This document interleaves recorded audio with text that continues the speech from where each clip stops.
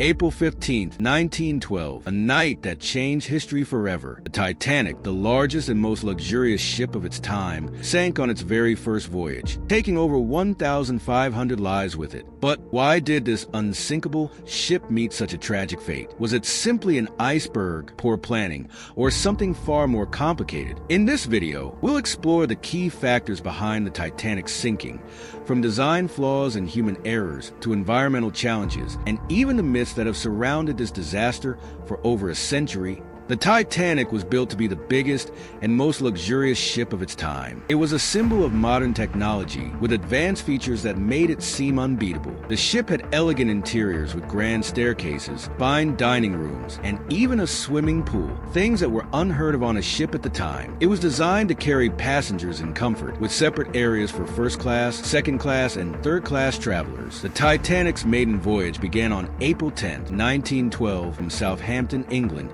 heading toward New York City. The ship made stops in France and Ireland before heading into the icy waters of the North Atlantic. Sadly, this would be its first and only voyage. The Titanic was considered unsinkable because it was built with the latest technology and design features that were meant to make it nearly impossible to sink. One of its key features was its watertight compartments, which were supposed to seal off parts of the ship if it was damaged. This meant that even if the ship hit something, it was thought that it could stay afloat. Many people, including the ship's builders and the media, were confident that nothing could go wrong. The Titanic's size, luxury, and advanced design led many to believe that it was truly invincible, making the idea of its sinking almost unimaginable to most. On the night of April 14, 1912, the sea was eerily calm, and the sky was clear, with no moonlight to help spot danger. The Titanic was sailing through the icy waters of the North Atlantic, unaware of the huge iceberg ahead. At 11:40 p.m., the ship suddenly collided with the iceberg, and a loud, terrifying crash echoed through the ship. The impact was so strong that it tore a large hole in the Titanic's side, causing water to pour in. The iceberg had struck the ship's bottom, and in just a matter of hours,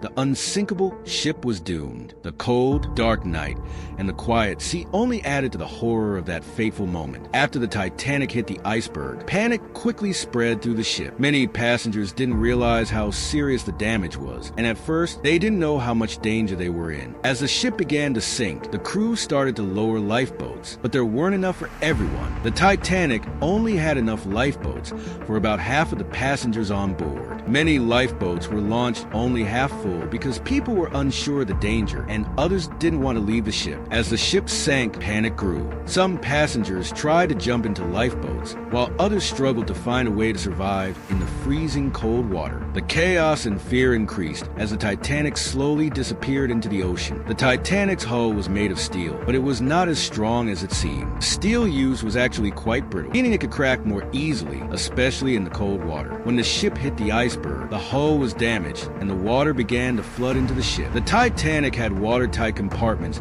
designed to stop water from spreading, but these compartments weren't fully sealed at the top. As the water filled one compartment, it spilled over into the next, causing the ship to sink faster. Instead of keeping the ship afloat, the flooding spread quickly, making it impossible to save the Titanic. Captain Smith received multiple warnings about icebergs in the area, but he chose to ignore them and continued sailing at high speed. The Titanic was traveling through dangerous waters, where icebergs were known to be. Despite the risks, the captain kept the ship moving quickly, believing it was safe. Many experts at the time thought the Titanic was invincible, so Captain Smith didn't slow down. As a result, when the iceberg was finally spotted, it was too late to avoid the collision. The decision to keep the ship moving fast in such dangerous conditions played a big role in the disaster.